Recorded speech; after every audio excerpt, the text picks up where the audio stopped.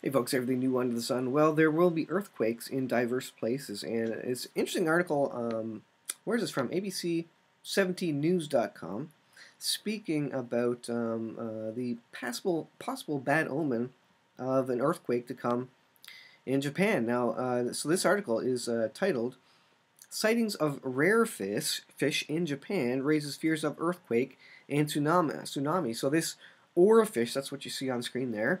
That's an artist's rendering from 1850, and it's generally considered a harbinger of disaster. So we've seen this before, where dolphins have started, beaching themselves, whales beaching themselves. Various creatures who would otherwise be deep sea creatures come up on shore, come close to the shore, and they seem to have some understanding, premonition of some big disasters. And interestingly, this has come up before, and so often people say seeing these things are harbingers or precursors to some big events. So the article says fears of an incoming natural disaster in Japan are swirling online after sightings of deep water fish believed to be a harbinger of earthquakes and tsunamis. On Friday, 2 oarfish were discovered after being caught in fishing nets off the northern prefecture of Toyama, bringing the total found this season to 7.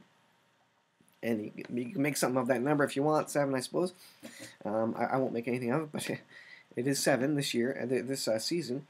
Earlier this week, a 3.2-meter long oarfish, that's a 10-foot oarfish, washed up on the shore of Toyama Bay, while a 4-meter long oarfish was tangled in a fishing net off the port of Imizu. The elusive oarfish live between 200 and 1,000 meters deep and are characterized by silvery skin and red fins.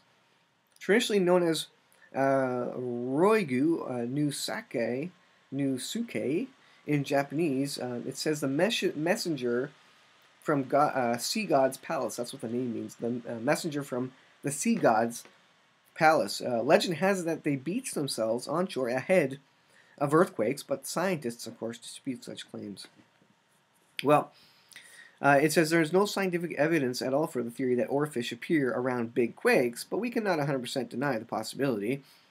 It could be that global warming might have an impact on the appearance of the oarfish.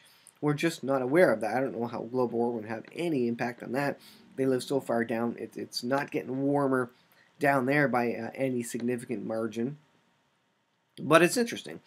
It says the myth of the oarfish as a harbinger of destruction gained some traction after the 2011 Fukushima earthquake and subsequent tsunami, which killed more than 20,000 people. At least a dozen oarfish had washed up on Japan's coastline in the year prior to that disaster. So a dozen. So does that mean they were coming up on shore prior to another massive disaster? And the Bible does speak of earthquakes in diverse places, and there will be some great earthquakes in the last days. The biggest of which is when the Lord sets his feet down on the Mount of Olives. It splits in two, and you don't want to be around when that happens. Make sure you know Jesus Christ as your Lord and Savior, so that you're removed prior to that event. But yeah, it appears that this is a bad omen. Could this mean that a massive tsunami and earthquake is coming? I don't know, but it's an interesting story. I'm going to put the link in the description. You can check it out.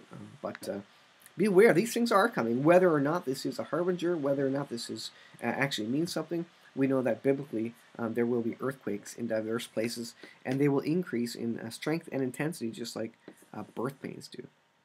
I will leave it there, guys. Thanks for watching. We'll see you in the next video.